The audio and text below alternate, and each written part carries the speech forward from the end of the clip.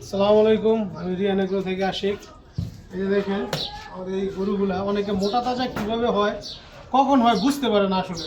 এটার লক্ষণটা কি? এই যে দেখেন, যখন গরুর এই যে আপনি ডলা দিবেন, তখন এই যে পশমগুলা অনেক পশম ঝরবো, অনেক পশম ঝরবো।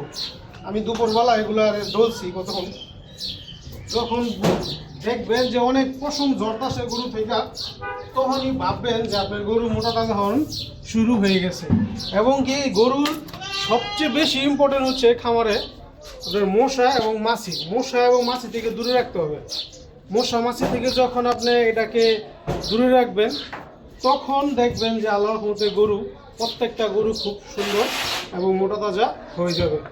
আর আরেকটা ইম্পর্টেন্ট কথা হচ্ছে, আপনার গরু পর্যাপ্ত পরিমাণে ঘুমানোর সুযোগ করে দিতে হবে।